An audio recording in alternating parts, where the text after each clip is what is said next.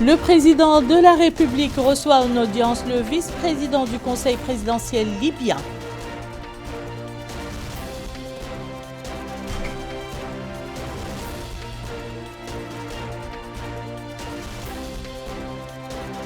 Le président de la République préside le 4e sommet ordinaire de l'initiative de la Grande Muraille Verte.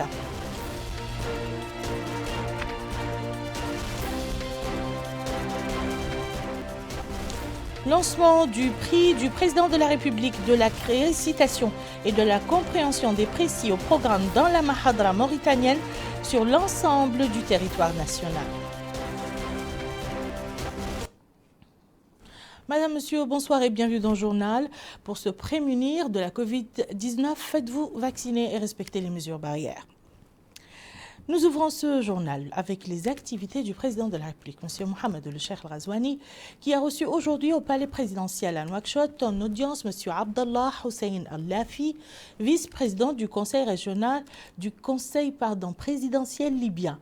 L'audience s'est déroulée en présence côté mauritanien de M. Ismaïl El Cheikh Ahmed, ministre des Affaires étrangères, de la coopération des Mauritaniens de l'extérieur, M. Mohamed Ahmed El Mohamed Lemine, directeur de cabinet du président de la République, son Excellence M. Hamoud El Abdi, ambassadeur de la Mauritanie en Libye, M. Yahya El Keb, chargé de mission à la présidence de la République, et du côté libyen, M. Abdesselam Abdallah Mohamed Nasser, membre du Conseil des députés libyens, M. Moussa Traboulsi, ambassadeur de Libye auprès de la Mauritanie, et de M. Mohamed Taha Seyal, conseiller politique.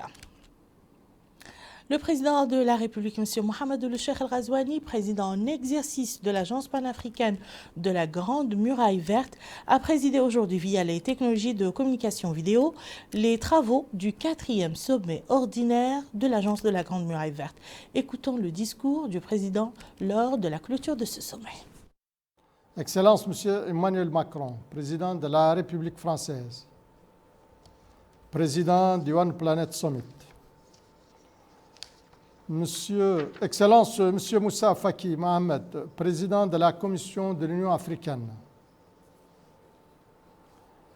Madame la vice-secrétaire générale des Nations Unies, Amina Mohamed, Mesdames et Messieurs les hauts responsables des institutions techniques et financières internationales, régionales et sous-régionales, Mesdames et Messieurs, à l'issue des travaux de cette 4e session ordinaire de la conférence des chefs d'État et de gouvernement, il m'est très agréable d'exprimer à mes frères et amis, les chefs d'État et de gouvernement, mes chaleureuses félicitations pour la qualité des échanges et la pertinence des décisions adoptées.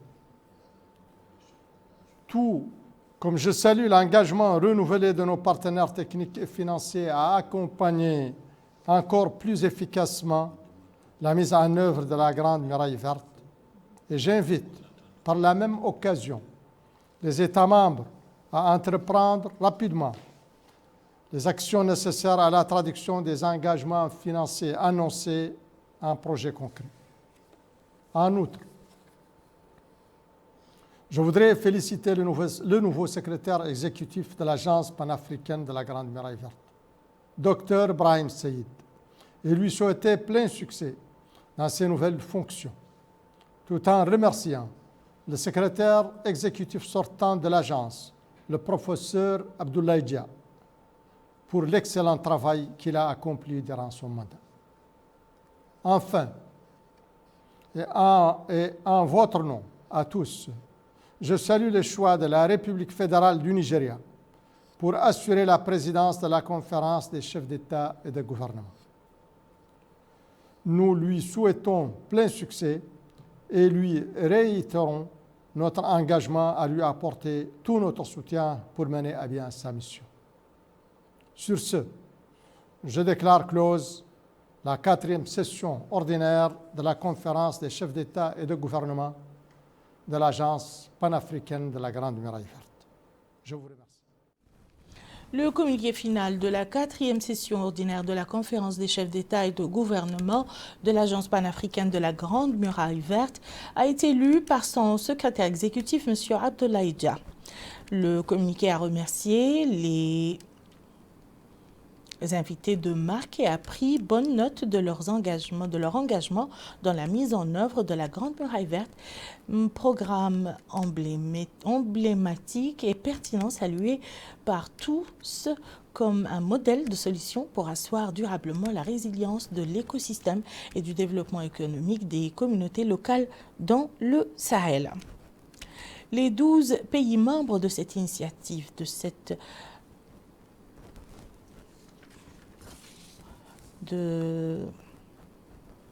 les 12 pays membres de cette initiative ont participé à ce sommet, en plus de la France, comme invité du sommet du secrétaire général adjoint des Nations Unies et des représentants de 18 organisations régionales et internationales. Le sommet se tient après celui sur le climat qui s'est tenu le mois dernier dans la ville écossaise de Glasgow, au cours duquel les donateurs se sont engagés à financer le projet de la Grande Muraille Verte d'une valeur de 14 milliards de dollars au cours des 5 prochaines années. Était présent à cette conférence aux côtés du président de la République, le ministre secrétaire général de la présidence de la République, M. Adama Bokar Soko, la ministre de l'Environnement et du Développement durable, Mme Mariam Bekay, et le secrétaire exécutif de l'initiative de la Grande Muraille Verte, M. Abdoulaye Dia, a participé aussi à ce sommet.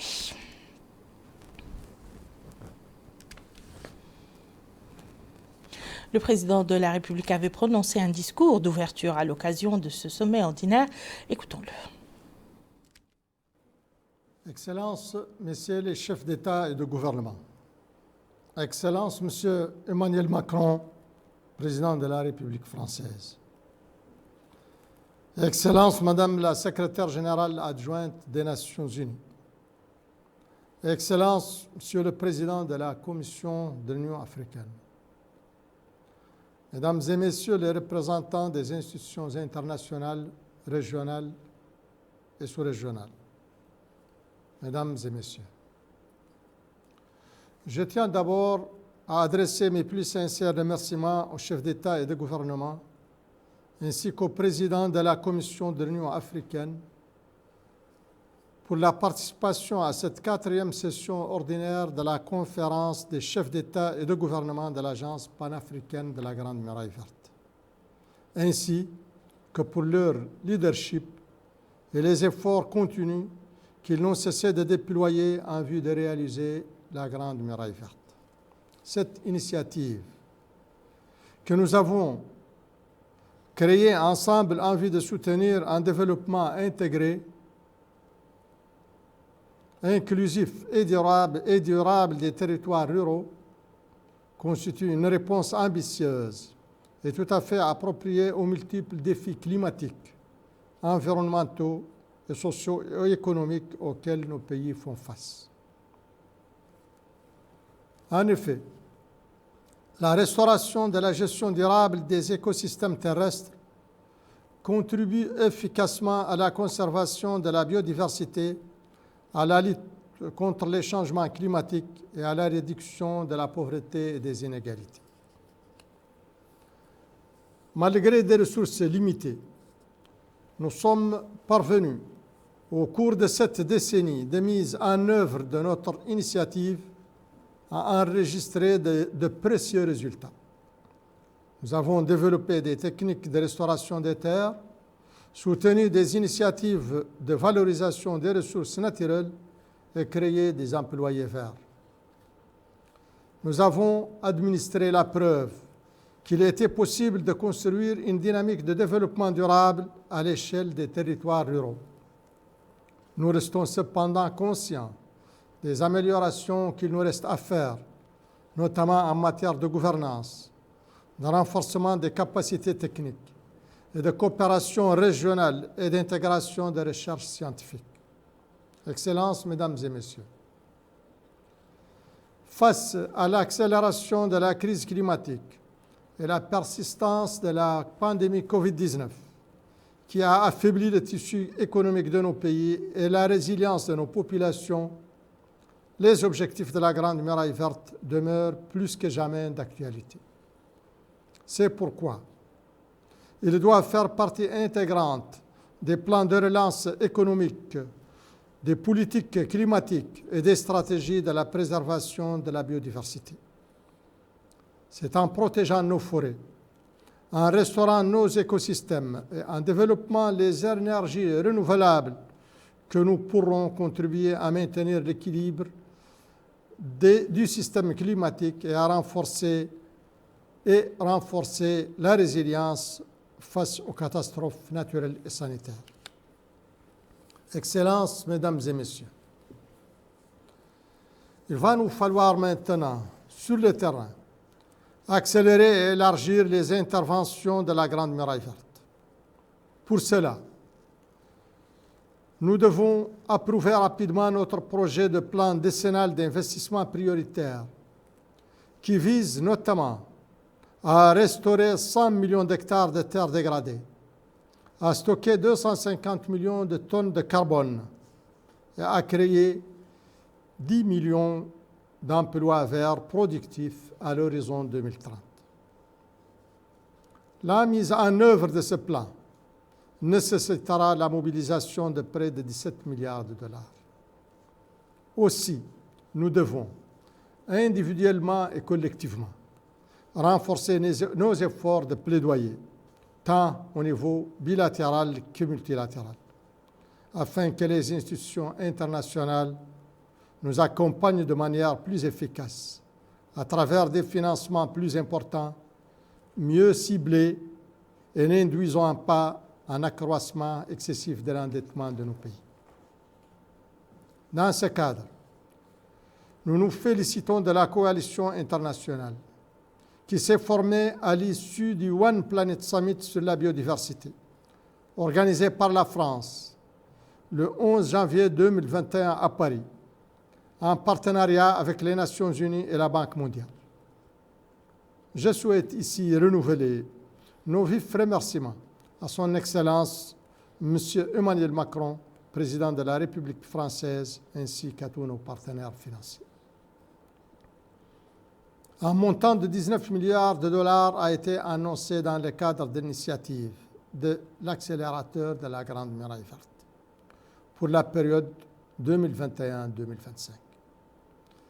Cette initiative inédite, au lancement de laquelle j'ai personnellement pris part au nom de mes pairs, vise à accompagner et amplifier les efforts nationaux pour nous permettre de passer à une échelle supérieure dans la réalisation de nos objectifs. En marge de la COP26 sur le climat, lors du panel de haut niveau sur l'accélération de la restauration des terres en Afrique, les partenaires ont renouvelé leur engagement à soutenir la Grande Muraille Verte et annoncé que près de 48% de ces ressources sont déjà engagées. Nous devons maintenant travailler ensemble pour mobiliser des ressources additionnelles au profit de nouveaux projets. Excellences, Mesdames et Messieurs, au cours de la présente session, nous aurons à examiner et à adopter les projets de décision relatives aux recommandations des 6e et 7e sessions ordinaires du Conseil des ministres. Nous échangerons également sur l'état de mise en œuvre de l'initiative de la Grande Muraille Verte, sa gouvernance et son financement, en vue de fournir les orientations utiles pour lever les obstacles rencontrés et mieux fédérer nos efforts, tant au niveau national que régional et international.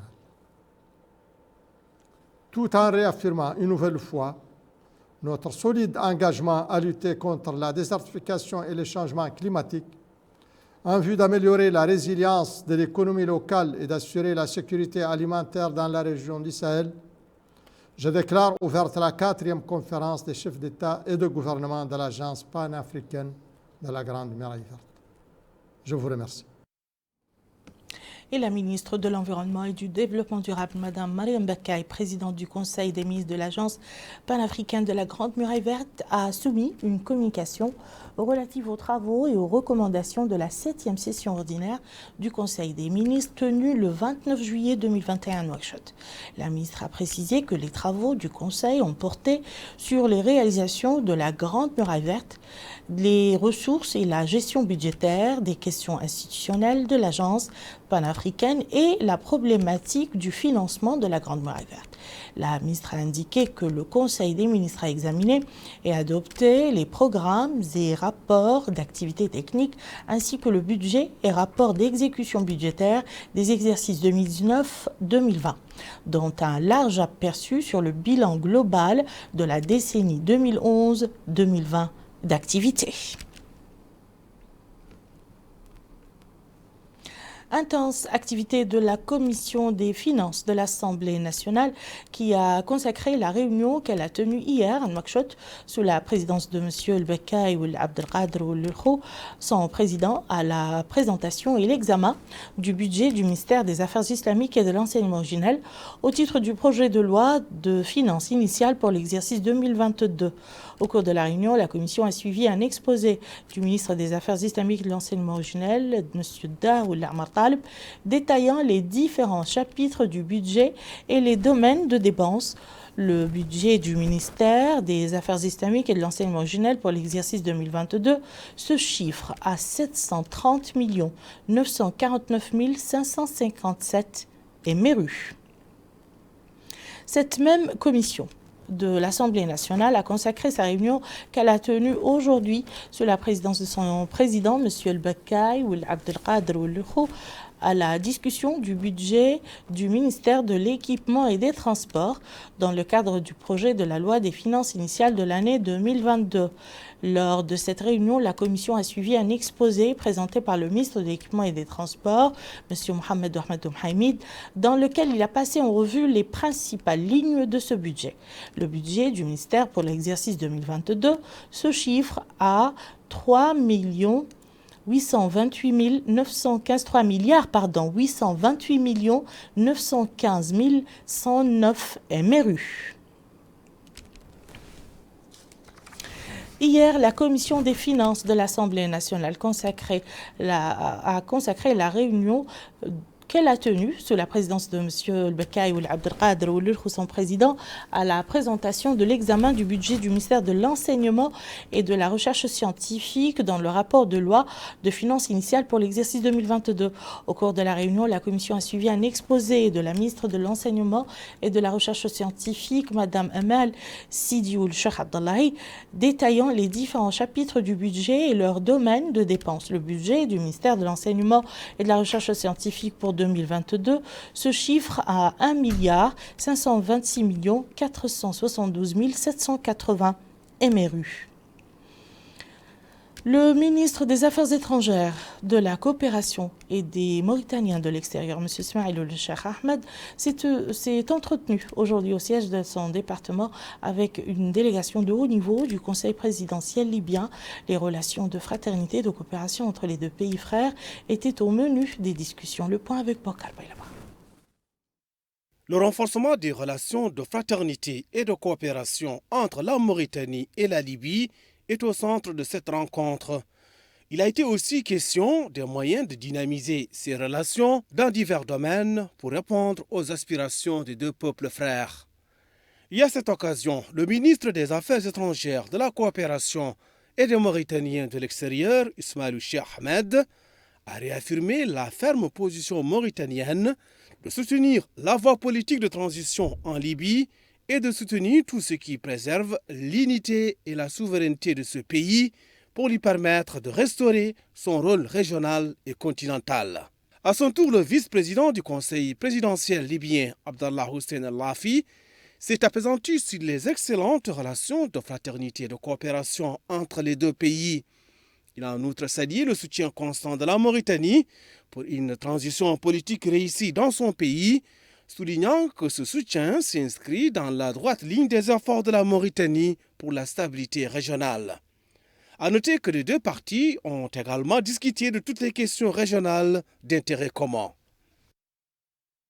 Je vous le disais en titre, le ministre des Affaires islamiques et de l'enseignement originel, M. Dahoussi Dioula Taleb, a présidé aujourd'hui au siège de l'Institut supérieur des études islamiques à Nouakchott le lancement du concours du prix du président de la République de la récitation et de la compréhension des précis au programme dans la Mahadra mauritanienne.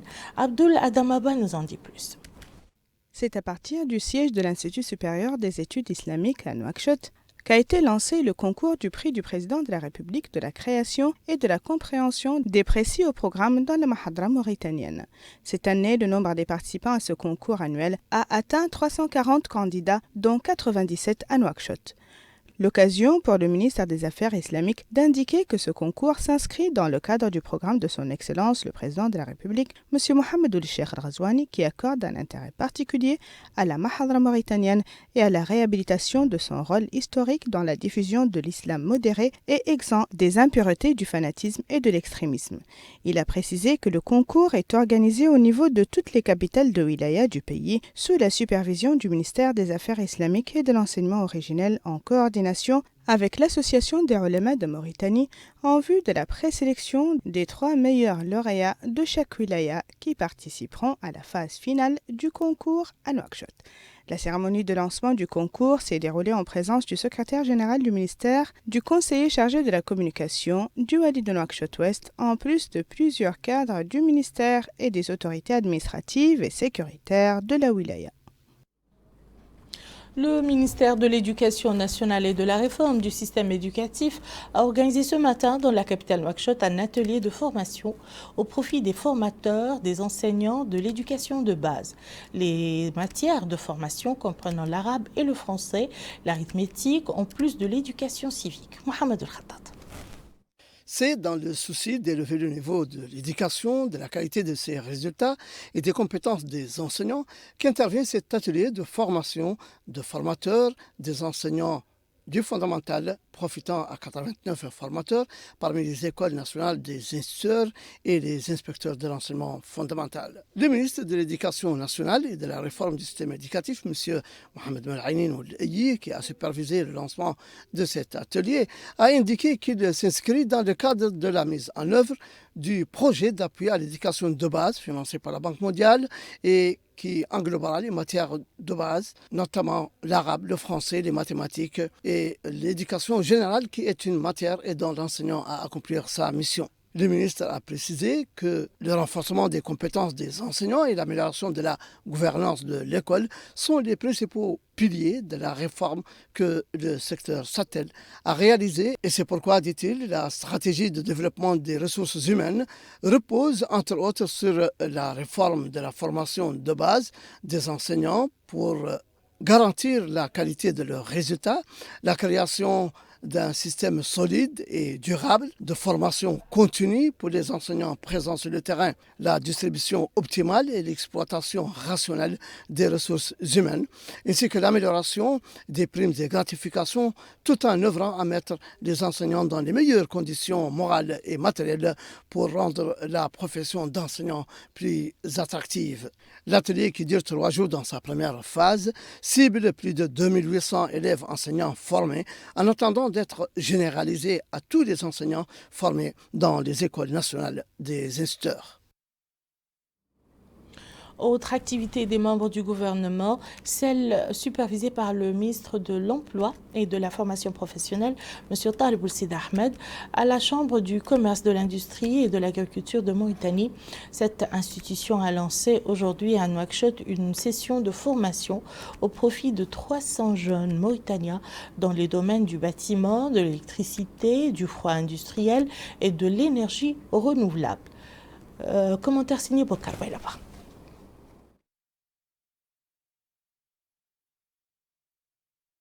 Intervenant le premier, le porte-parole du gouvernement a indiqué que le Conseil des ministres a examiné et adopté des décrets et des communications, dont 2 projets relatifs au statut particulier des corps de la santé d'une part et à la création d'un fonds national de l'emploi d'autre part. Lui succédant, le ministre de la Santé a expliqué que le projet de décret abrogeant, remplaçant et complétant certaines dispositions du décret numéro 2020-114 du 15 septembre 2020 portant un statut particulier des corps de la santé vise à mettre à niveau ce statut particulier. Concrètement, il permettra de reverser les fonctionnaires titulaires qui appartiennent au corps d'infirmiers sanitaires dans celui des infirmiers d'État. Le ministre est revenu sur le contexte qui a mené à ces réformes et rappelé que le statut particulier des fonctionnaires des corps de la santé englobait également des dispositions relatives aux affaires sociales qui ont désormais un corps qui leur est réservé. Il a ajouté avait aussi un besoin d'adapter la nomenclature standard des corps de santé, comme le soulignait un autre décret datant de juillet 2020. M. Zahaf a ajouté le défi le plus important était celui des capacités des futurs recrues à assimiler les modules de formation et exercer les postes. On accédait au corps d'infirmiers sanitaires et d'infirmiers obstétricaux avec un brevet. Or, le niveau devient de plus en plus bas, de même que leur diplôme ne pouvait leur servir qu'en Mauritanie. Au sujet du sort des personnels concernés, le ministre a déclaré qu'ils seront reversés dans 2 corps, sages-femmes et infirmiers d'État. Ils travailleront pendant 2 ans et feront une année supplémentaire à l'École nationale de santé pour obtenir le diplôme. Le ministre a aussi annoncé que les conditions d'accès vont évoluer. Il faudra détenir un diplôme de baccalauréat au minimum. Aussi, l'École nationale de santé ne formera plus que des sages-femmes et des infirmiers d'État. Interpellé par rapport à la grippe porcine qui sévit en ce moment, le ministre s'est voulu rassurer. Pour lui, il n'y a pas de quoi paniquer. Il a expliqué que ce n'est pas si dangereux, soulignant qu'à travers le monde, il y a 2 solutions qui sont privilégiées. Certains choisissent de vacciner les populations 1 à 2 fois par an et d'autres font de la sensibilisation, notamment dans les pays où le climat est plutôt sec. D'après les ministres, les mêmes mesures barrières employées contre le Covid-19 sont celles qu'il faut conserver pour se prémunir de la grippe porcine. De plus, il a précisé que les services de santé ont reçu une note quant à la prise en charge des patients atteints par ce virus. De son côté, le ministre de l'Emploi a précisé que le projet de décret portant création d'un fonds national de l'emploi vise à mutualiser l'ensemble des fonds dédiés à l'emploi et à l'entrepreneuriat. Il s'agit, selon le ministre, de la meilleure méthode pour optimiser les ressources et améliorer la coordination. C'est la Caisse de dépôt et développement qui sera en charge de la gestion du fonds, en vertu d'une convention signée avec le ministère des Finances. En outre, 2 commissions seront créées, l'une est chargée d'orientation et l'autre de finances. Le ministre a précisé que c'est à partir de ce fonds que les projets Mishroui, Mustaqbeli et Mihneti vont être financés. M. Sid Ahmed a également mis en avant le volet apprentissage que son département développe en collaboration avec le secteur privé et noté que seul le perfectionnement permettra de créer de nombreuses opportunités d'emploi. Il a aussi lancé un appel à la mobilisation pour le recyclage de certains profits vers d'autres secteurs plus porteurs. À ce propos, il a annoncé que son département va lancer une plateforme qui va diffuser les opportunités d'emploi disponibles, notamment dans le domaine des mines. À cela va s'ajouter des statistiques relatives aux actions réalisées ces derniers temps par les départements en charge de l'emploi. Interpellé sur la lutte contre la gabegie, le porte-parole du gouvernement a affirmé que le travail continue et que les ressources humaines de l'Inspection générale de l'État vont augmenter de 50% au cours de l'année 2022. M. Mokhtar Weldehi a enfin indiqué que les différents mécanismes qui œuvrent pour la transparence dans la gestion de la chose publique font leur travail correctement, même s'ils ne communiquent pas tout le temps là-dessus. Voilà, c'était le traditionnel point de presse tenu hier, commentant les résultats du Conseil des ministres tenu plus tôt dans la matinée. Vous venez de le voir, il s'agit donc du ministre de la Culture, de la Jeunesse et des Sports, des Relations avec le Parlement, M. Mokhtar Weldehi, de ses homologues de la Santé, Sidi Ould Zahaf, et de l'Emploi, de la formation professionnelle, Taleb Ould Sid Ahmed.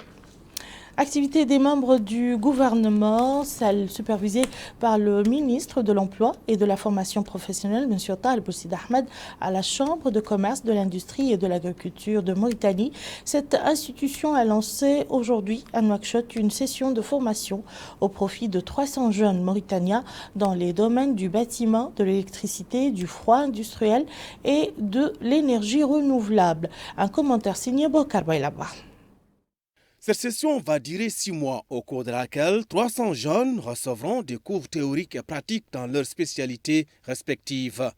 En d'autres termes, il s'agit de promouvoir la formation professionnelle, notamment dans les domaines qui répondent aux besoins du marché du travail. Nous avons un message clair, c'est que les centres de formation professionnelle doivent sortir des produits qui sont adaptés au marché de l'emploi. Il faut absolument que nous arrêtions de former juste pour former. Il faut qu'on forme pour le besoin du marché. Nous avons été très clairs là-dessus. Nous avons donné des instructions au directeur des centres de formation qu'il faut, après 3 mois, faire une évaluation. Tous les formateurs qui sont dans les centres de formation, tous les élèves qui sont inscrits dans les centres de formation, si après 3 mois, on se rend compte que vous n'êtes pas fait pour ce job, malheureusement, nous allons vous demander de quitter. Parce que nous n'allons pas vous faire perdre votre temps. Nous n'allons pas faire perdre le temps aux entreprises qui attendent. Nous n'allons pas vous faire quitter pour quitter, non. Nous allons s'asseoir avec vous et parler honnêtement avec vous. Est-ce que vous êtes fait pour ce job? Est-ce que vous êtes prêt pour ce job?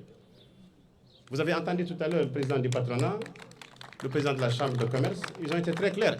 Ils vous ont dit, si au bout de 6 mois, même avant 6 mois, si vous montrez que vous êtes sérieux dans cette formation, que vous êtes prêt à vous lever 6 heures du matin pour aller arracher votre pain de façon digne, vous allez avoir du travail. Vous allez avoir du travail. C'est ça qu'on veut. Former pour le travail. Former et insérer. C'est ça notre devise. À son tour, le président de la Chambre du commerce, de l'industrie et de l'agriculture de Mauritanie, Ahmed Babaoul Eleya, a indiqué que cette session de formation s'inscrit dans le cadre des efforts dans la mise en œuvre de la politique nationale dans le domaine de la formation technique et professionnelle. De son côté, le président de l'Union nationale du patronat mauritanien, Mohamed Zeyn El Abidine Cheikh Ahmed, a indiqué que les opportunités d'emploi existent, appelant la jeunesse mauritanienne à tirer profit de cette formation. Pour leur part, le représentant de l'Union européenne et le chargé d'affaires de l'ambassade d'Espagne à Nouakchott ont été unanimes sur l'importance de cette formation, se félicitant de l'implication des filles dans ce domaine. Ce projet est vecteur du type de partenariat que nous voulons promouvoir. Un partenariat entre l'Europe et la Mauritanie, entre les secteurs privés et publics, entre les institutions et les entreprises et les jeunes.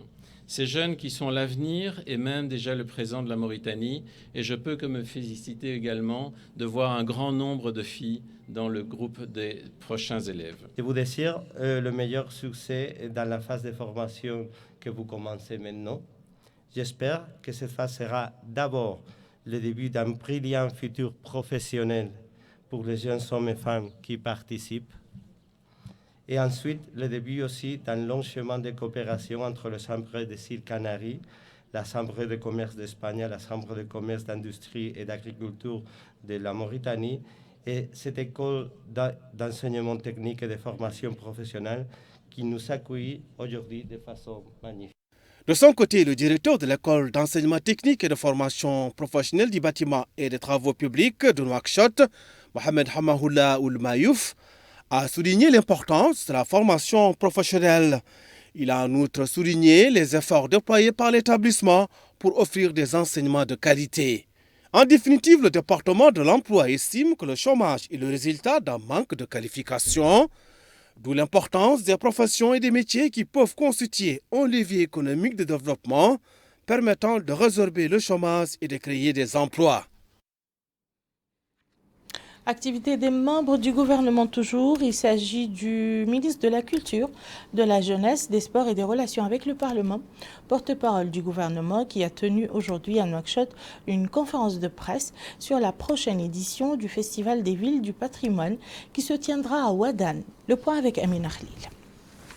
La tenue du festival de Ouadane Medaïn est la raison pour laquelle le ministre de la Culture, de la Jeunesse, des Sports et des Relations avec le Parlement, porte-parole du gouvernement, M. Mokhtar Ould Dahi, a tenu une conférence de presse lors de laquelle il a présenté l'état d'avancement du festival et les améliorations qui ont été introduites à cette nouvelle édition.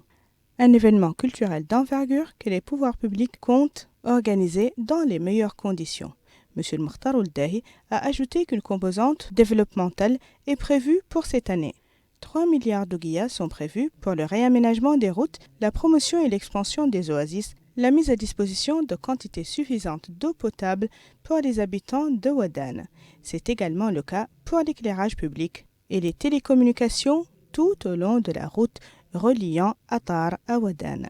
Des journées remplies d'activités dans tous les domaines qui mettront la lumière sur le patrimoine culturel national, surtout celui des villes anciennes. Pour sa part, le député de la Muqata'a de Ouadane a précisé que l'intérêt accordé à la ville contribuera à son développement et au rétablissement de sa place historique. Quant au maire de la commune de Ouadane, il a loué la tenue de ce festival qui contribuera à l'amélioration des conditions de vie des populations et propulsera l'économie avec ses différents projets économiques. Enfin, M. Mohamed Mahmoud Ouedoumouye a loué les efforts consentis du gouvernement dans ce sens et a saisi cette occasion pour inviter tout le peuple mauritanien à venir prendre part au festival de Ouadane. Le festival Medaïn s'élargira pour couvrir d'autres villes anciennes afin de les réintégrer dans la vie économique et culturelle du pays et mettre la lumière sur leur patrimoine culturel. Restons en compagnie du ministre de la Culture, de la Jeunesse, des Sports et des Relations avec le Parlement, porte-parole du gouvernement, M. Mukhtar Ould-Dahi, qui a supervisé hier soir à Nouakchott la célébration du 27e anniversaire de la fondation du journal Chtari, organisée par le groupe Média Chtari. Melika Nakli. Le 27e anniversaire de la fondation du journal Chtari a été célébré hier soir sous le thème « Nouveau sourire dans une mer de larmes ». Cette manifestation coïncide avec le 60e anniversaire de la fête nationale de l'indépendance et la réapparition des groupes Chtari el-Fajr el-Watan. La manifestation s'inscrit dans le cadre des efforts inlassables du ministère de la Culture pour améliorer et professionnaliser les performances du domaine journalistique en Mauritanie. Supervisant l'ouverture de la cérémonie, le ministre de la Culture, de la Jeunesse, des Sports et des Relations avec le Parlement, porte-parole du gouvernement, a souligné l'importance de la presse au sein d'un État civil et son rôle de sensibilisation et de contrôle des comportements, notant que le gouvernement est convaincu de la liberté d'opinion et de la liberté d'expression et de leur importance dans le développement du pays. Il a ajouté que la liberté de la presse est l'épine dorsale de l'État moderne. Il a souligné que le quatrième pouvoir représente le pilier le plus important du développement et le principal levier pour créer une culture de transparence, de justice et d'égalité. Le ministre a indiqué que le journalisme satirique repose sur des considérations qui incitent à le préserver et à veiller sur sa continuité, son développement et son épanouissement, ajoutant qu'en plus d'être du journalisme, il fait partie des beaux-arts parce qu'il a grandi et prospéré dans le contexte de la caricature et parce que son destinataire ne cherche pas à obtenir des nouvelles, des analyses ou des avis, mais demande plus que cela le plaisir et le divertissement. Il a souligné que sa présence à cette cérémonie s'inscrit dans le cadre du programme Ta'ahudati du président de la République en matière de soutien à la liberté et à la presse. Il a appelé la presse à être à l'avant-garde de l'orientation et de la sensibilisation, tout en invoquant la responsabilité juridique et morale, ajoutant que le pays a fait de sérieux progrès dans la mise en œuvre du programme du président de la République et de ses engagements liés notamment à la presse. Le ministre a mis en exergue les différentes étapes qui ont été accomplies, notamment les textes juridiques traitant de la haute autorité de la presse et de l'audiovisuel, le fonds d'appui à la presse, en plus d'une maison de la presse, la journée consultative portant sur la définition de journaliste professionnel. De son côté, le directeur de publication du journal Chtari, M. Taha Ould-Ahmed, a indiqué que le journal Chtari a été créé en 1994. Soulignant qu'au cours de cette période, il a brillé de son style créatif unique et de son contenu.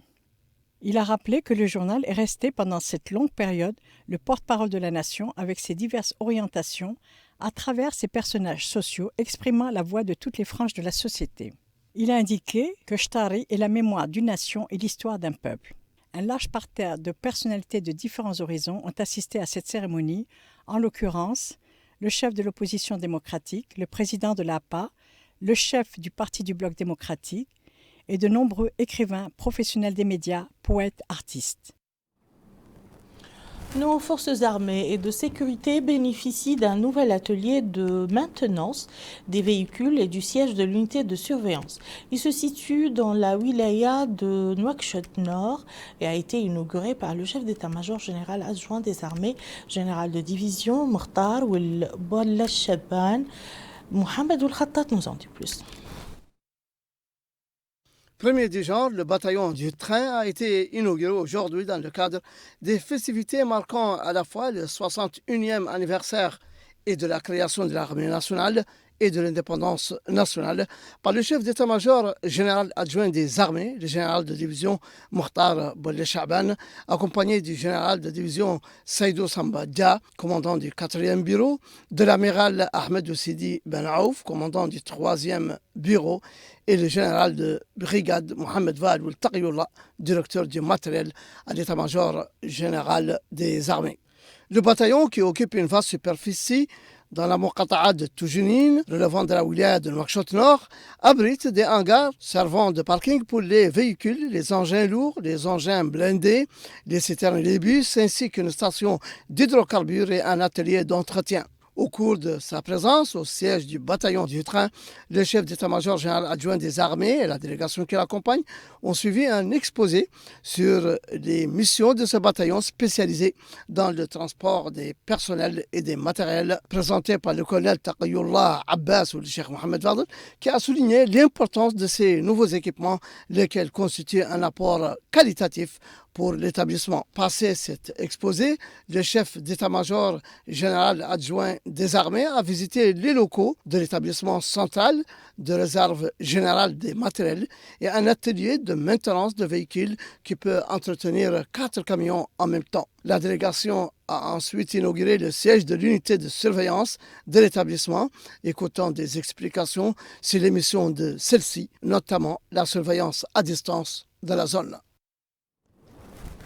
Le secrétaire général du ministère de l'Éducation nationale et de la réforme du système éducatif a supervisé aujourd'hui la distribution des manuels scolaires. Cette opération entre dans le cadre d'un processus mis en place par le département en novembre dernier afin de fournir des manuels scolaires sur tout le territoire national. Bokar Boylaba. 72 300, c'est le nombre de manuels scolaires distribués aux candidats de l'examen du baccalauréat des 3 wilayas de Nouakchott. Ainsi, le secrétaire général du ministère de l'Éducation nationale et de la réforme du système éducatif, Ali Sili Soumaré, a été édifié sur l'application de cette décision.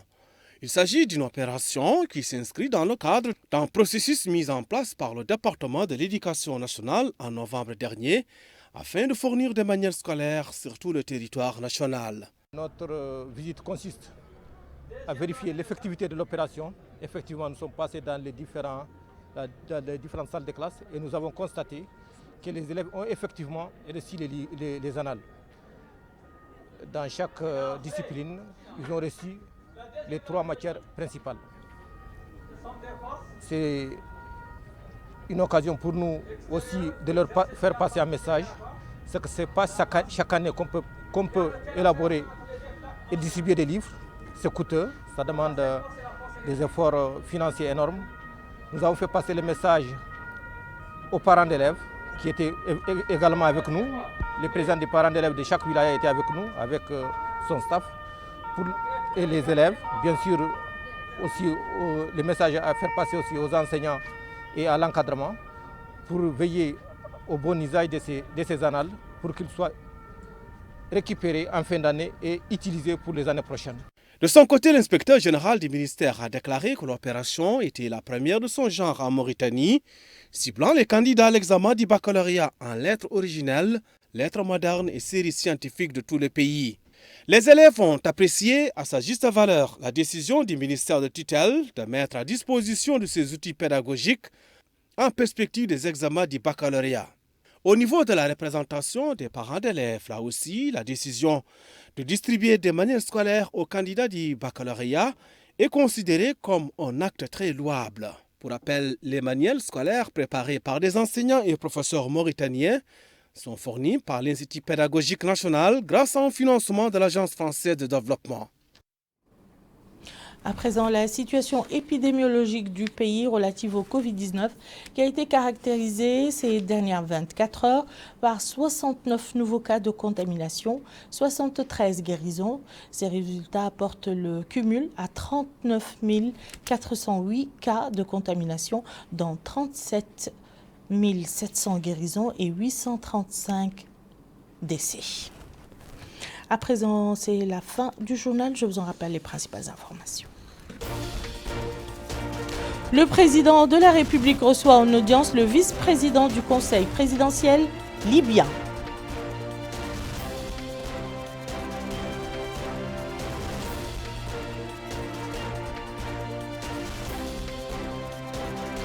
Le président de la République préside la 4e session ordinaire de la conférence des chefs d'État et de gouvernement de l'Agence panafricaine de la Grande Muraille Verte. Lancement du prix du président de la République de la création et de la compréhension des précis au programme dans la Mahadra mauritanienne sur l'ensemble du territoire national. Merci, madame, monsieur, de nous avoir suivis. À très bientôt, Inch'Allah.